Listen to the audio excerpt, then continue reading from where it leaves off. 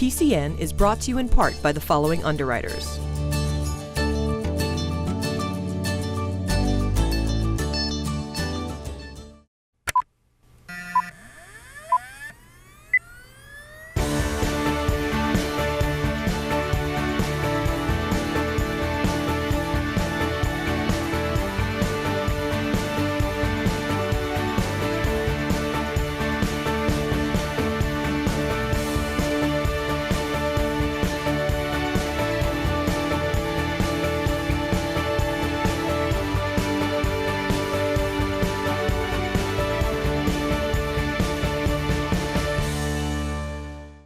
Welcome to another episode of PCN. I'm Brian Sullivan. And I'm Julie Thompson. Tonight we meet the team at BERN Unlimited on the Jones River, a local global company. We stop in at the Pembroke Town Hall for a community compact signing, and we put the lid on a time capsule at the Plymouth Town Hall. We meet the artist responsible for the new mural at Bryantville Elementary School, and Doctor's Orders is back to talk about National Nutrition Month this March. Dr. Gary Maestas of Plymouth Public Schools is with us to talk school matters and his recent trip to the Dominican Republic. But we start tonight's show in Kingston. Meals on Wheels America is the leadership organization supporting more than 5,000 community-based programs across the country that are dedicated to addressing senior isolation and hunger.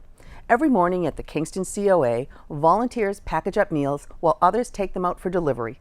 We stopped in to get a look at the food assembly line and hit the road with a couple of the volunteer drivers to get you this story. Every day, meals go out of the Kingston COA. About 35 meals are delivered. The truck, Lindley Catering, brings our food over here, and we have great volunteers that help. We have a meal site manager that works for Old Colony Elder Services. The volunteers come through the Kingston COA, and they help pack up the meals that need to be delivered every day, rain or shine, snow, and a lot of the times the food that goes out for people is they need the food. A lot of times it's a wellness check for the people to make sure they're okay. After the food is packed by the volunteers, there's other volunteers that come pick up the food to deliver it. And they get their route sheets by the day, because different people get meals on different days. And if there's any changes, people will call in if they're not going to be home, if they have an appointment. And we can hold a meal here and bring 2 out the next day. Or if they let us know ahead of time, we can bring it out the day before. And they go fill their car with their coolers and deliver their meals. When they come back, they do let us know if anyone wasn't home, didn't answer their door, because again, that's the wellness check. So they can call from their car if they want, and then let us know, and then we follow up in the office to make sure someone gets in touch with the person each day.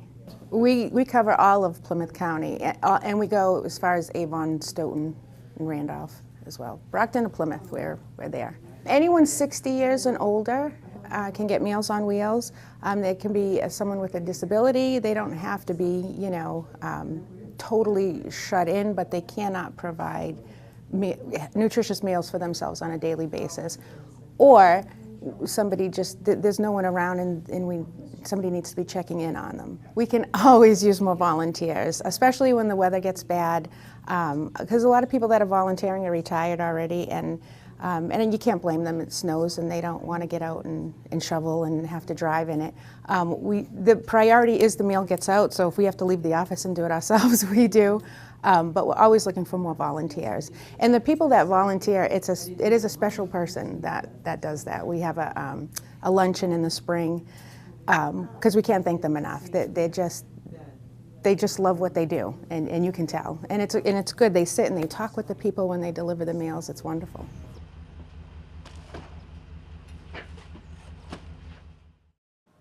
BERN Unlimited has been located on the South Shore for almost 14 years.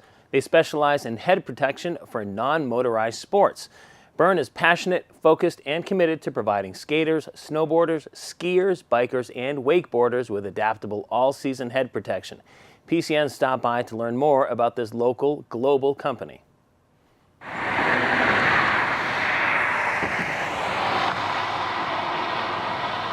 BERN Unlimited is a global helmet company with local roots.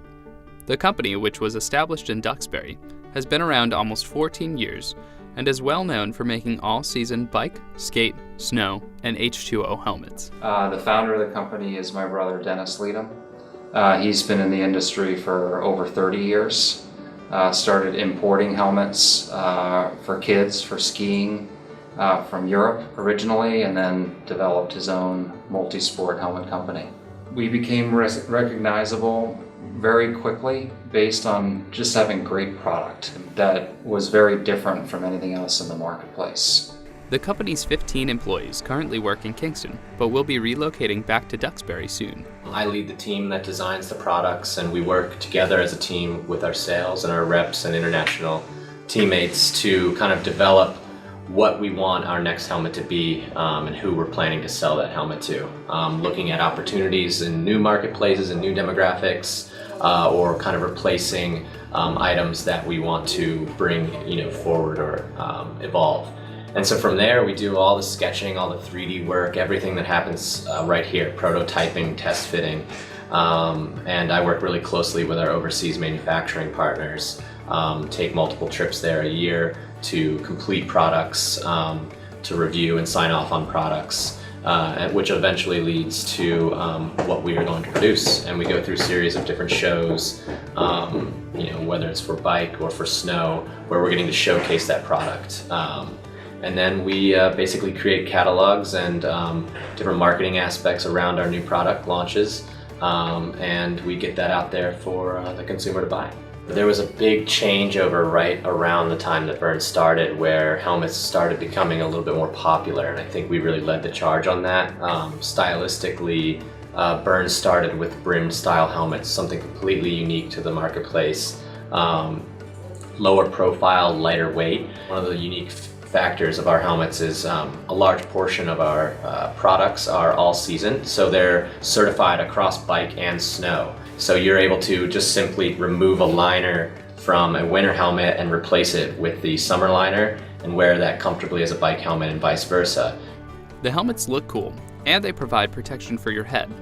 BERN works with MIPS, a company formed by scientists and researchers who aim to reduce rotational motion and protect the brain with their technology. In this most recent helmet, we used two technologies together in conjunction to offer better protection, as well as impact plates along the temples and the rear of the head. So we're constantly looking to innovate and move our product forward to protect the end user more and more. That's really what the heart of the company is all about, is providing the best protection possible across all of the sports that we serve.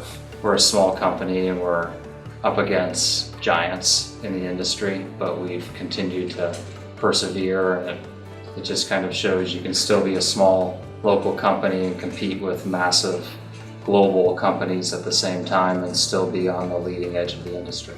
Reporting in Kingston for PACTV Community News, I'm Walter Cicchetti. Lieutenant Governor Karen Polito continues to zigzag across the Commonwealth, getting new towns to sign on to the Community Compact. Her latest stop was in Pembroke. We caught up with the town administrator, Ed Thorne, to find out what it means for Pembroke going forward.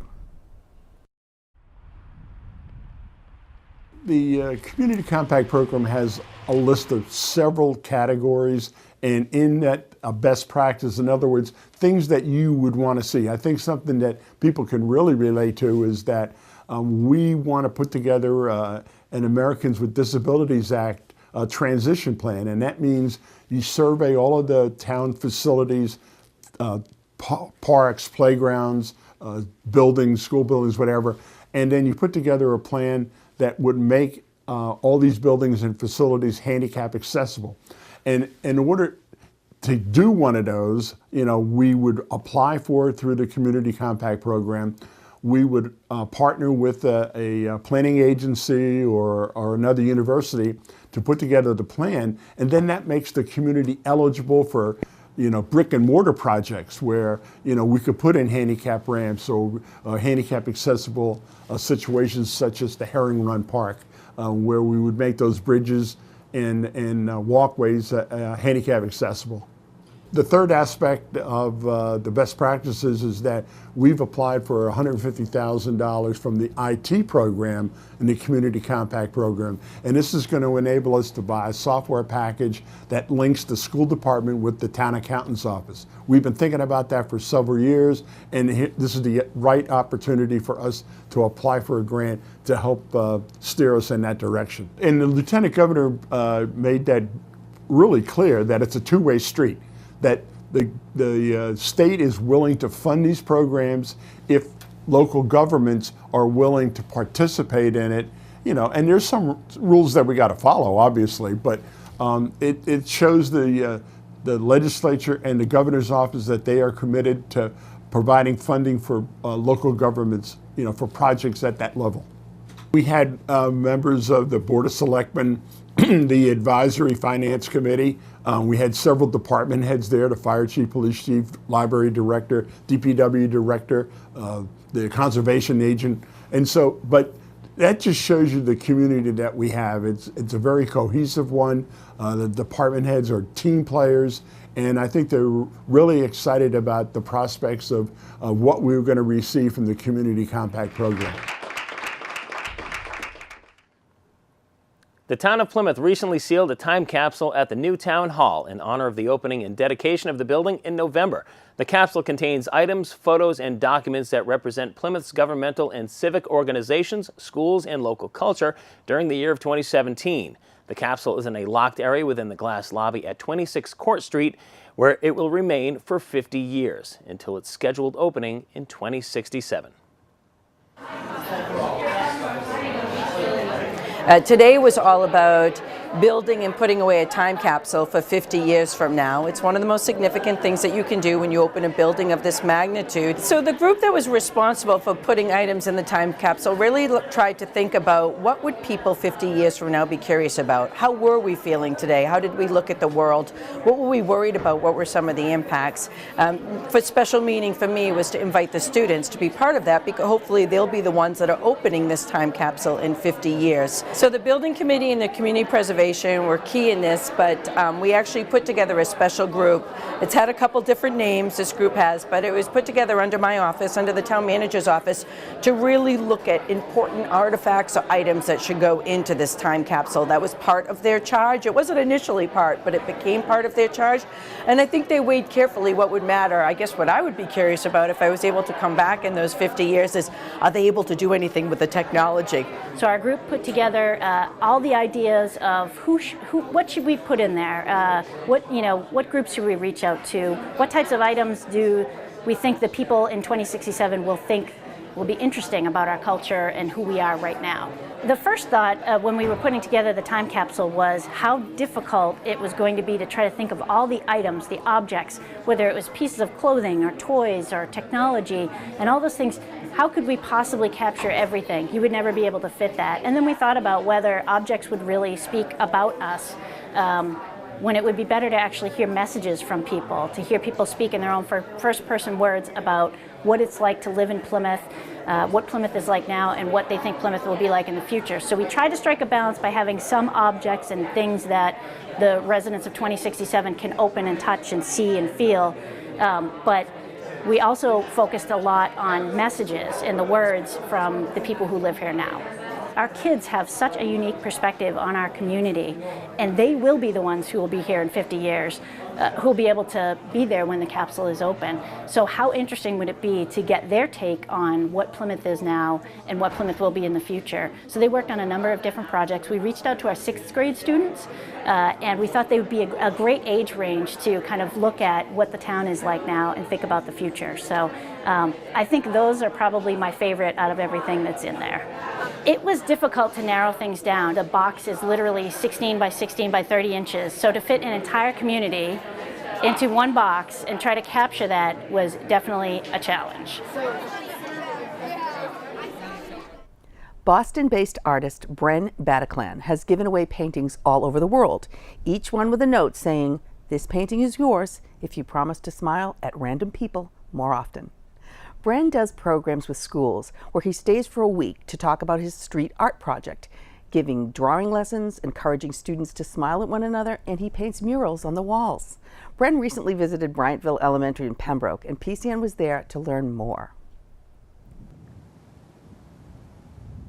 Today we are here at the Bryant Elementary School's library, and in about an hour there's going to be an unveiling with the 6th graders who created all the characters over here. I used to teach at UMass Amherst, and about 15 years ago I started a street art project where I left paintings for folks to take for free. So I taped notes, and even now, underneath the canvas saying, "This painting's yours if you promise to smile at random people more often." So the origin is that I grew up in San Francisco and I saw lots of street art, but I wasn't the type of kid who would vandalize a wall. So I thought this is a good way to do my own street art, but not a form of vandalism.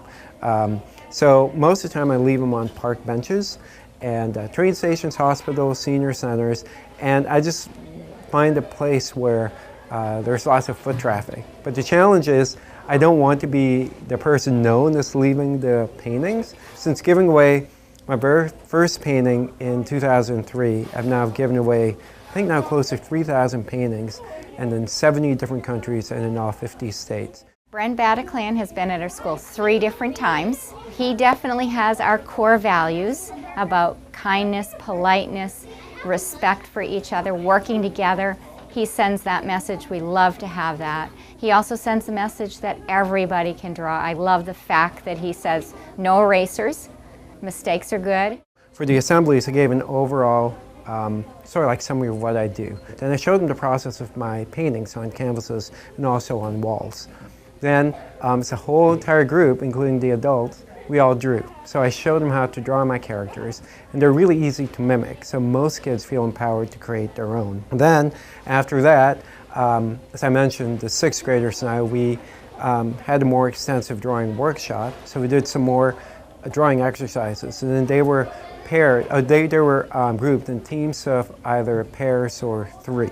So they were randomly given a sliver of paper that has something library related, like a book, a computer, iPads, and as a team they worked to create one happy character.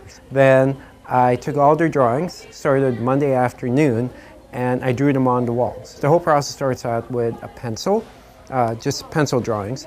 Then I painted all the black outlines, so Monday afternoon, Tuesday morning, this looked like a giant coloring book.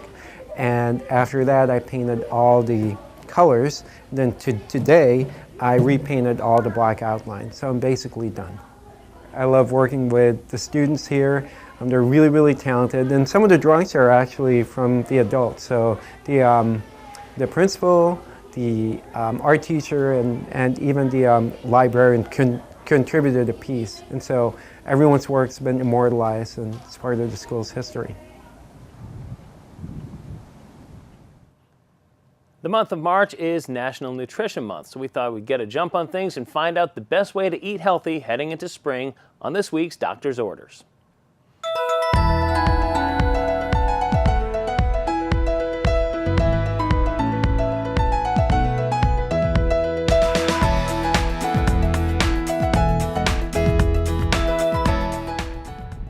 My name is Masha Richards. I'm a registered dietitian for Healthy Plymouth and at BID Plymouth.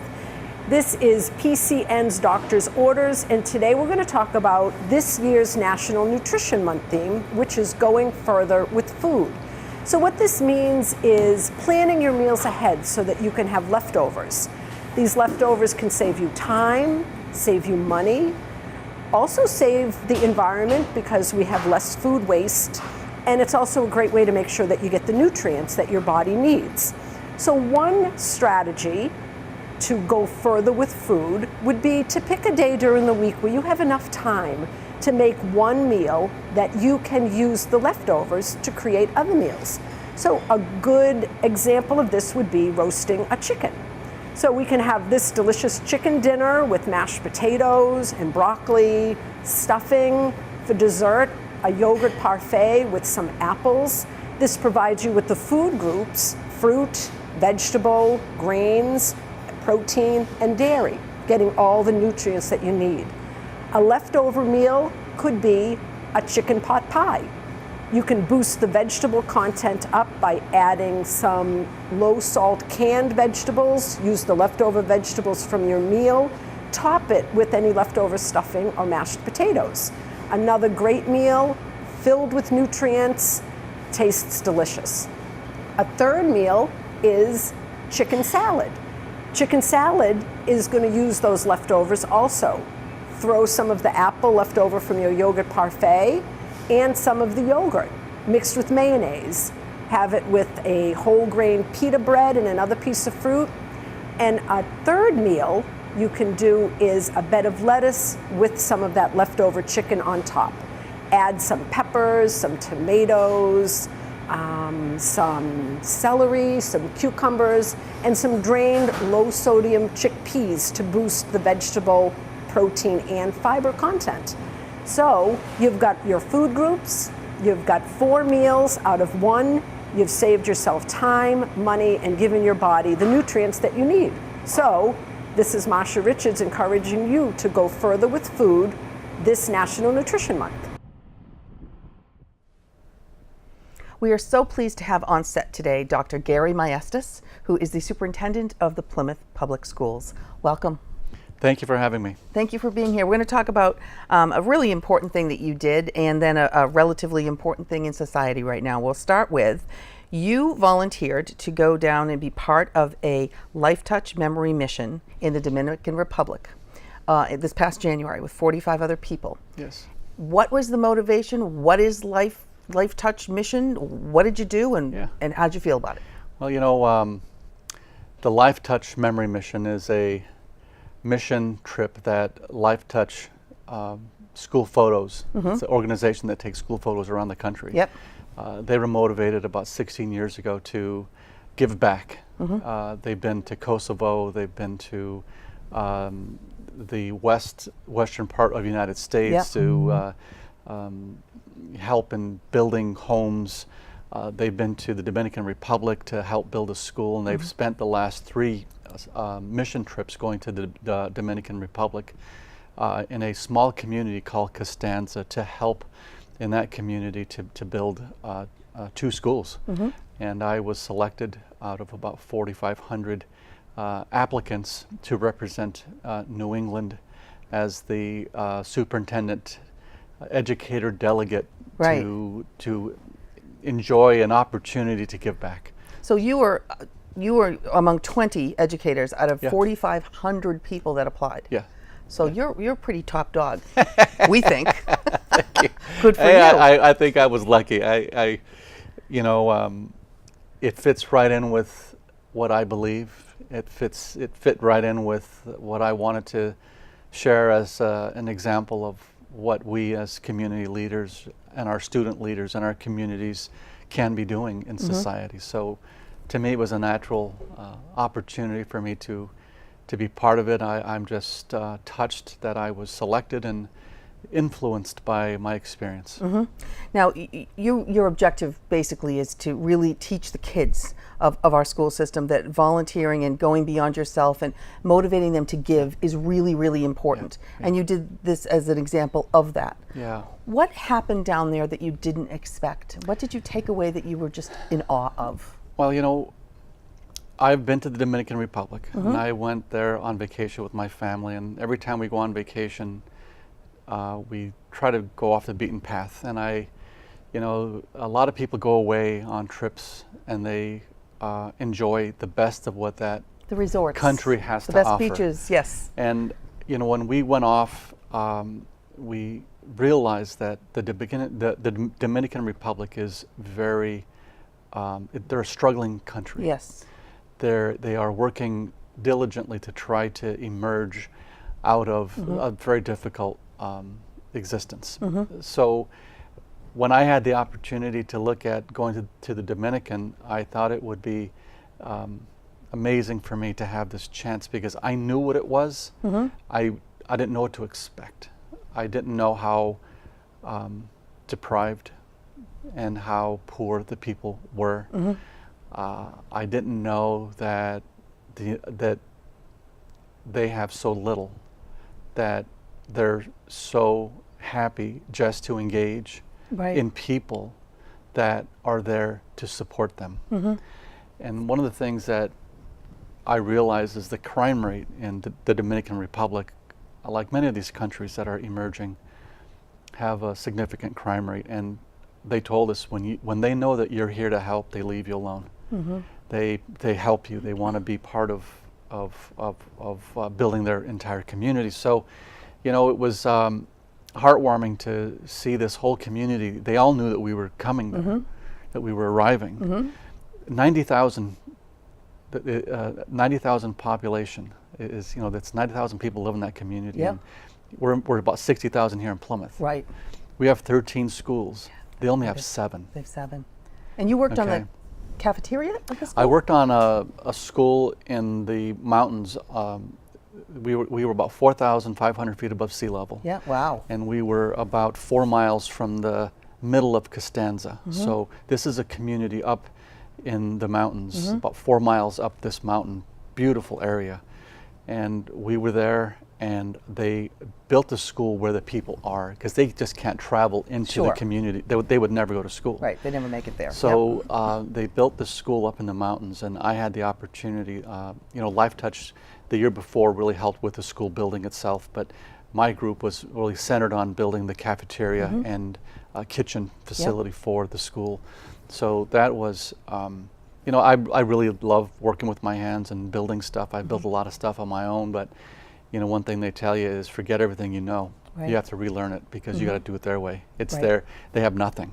I tell you, I put block up for 4 or 5 days in a row, and all we had was a trowel, shovels. Didn't have a cement mixer. It was all done on the ground, not in wheelbarrows. No electric. Nothing electric. And it was a string, levels, a shovel, trowel, and your hands. Yeah, back to basics. But very basic. And you know, it made you realize that you know, we take advantage of that. You know, we built 2 high schools in Plymouth, and we see all this all this apparatus coming in, and all this equipment, all these cutters, block cutters. You know, and the guy was showing me, one of the guys I got close with was showing me how to break a block with a hammer, where you get a concrete block and just hit it in a certain area. He would hit the block like 10 different spots, and the block would crack in half, and he'd pop it right down the exact size that he needed it, you know. And here we are, we got all this equipment to try to do that. So, but that's what we grew up with. I mean, that's what we're used to. That's what we're used to. And to your point, this gives you a perspective that you will never have if you don't make a trip like that. Never. You can't learn this in a movie. You can't learn it on TV. You have to do it and work with your hands. Yeah, and it's special to be able to work alongside people that want to learn about you, and they know that you're there, and so giving. Yes. So it was unbelievable. That's wonderful. Congratulations on that. Thank you. And in our last minute, can we just also touch on a program that you're going to be having at the schools? It's called the SMART program. Yeah. And what is that about? Well, we have been planning this for about a year, and the SMART program is really centered around gun safety. And I know this is a really sensitive topic based on what happened at Stoneham Douglas High School in Florida, the 14th of February. We've been planning this gun safety thing for about a year, and then, you know, here we go. We have another school shooting, and I think the awareness and the sensitivity of guns is out there. So we had a teacher at one of our schools, Julie Bonatti. She's a teacher at South Middle School, and she brought it to our safety committee and asked, you know, is it possible for us to run this gun safety information night for people to learn about how they can secure and make safe their home environments and society in general if they all have a common understanding of gun safety. So that's what the workshop was. And we're moving forward with that, and I think a lot of people are kind of connecting the dots between Florida and this, but this was something that we've already planned. So it's in mid-March, and it's all over social media if people want information about it. I'm glad you're doing that. That's wonderful. Thank you so much. And thank you for sharing a little piece of what you went through in the Dominican, and I'm sure you'll do it again. Thank you so much. And thank you for watching. If you want to see the show again, you can check out our website, and PCN is also on YouTube. Be sure to follow us on Twitter and like us on Facebook to get up-to-date info. We will see you next week with a brand new PCN and PCN Life. From all of us at PACTV, have a great week.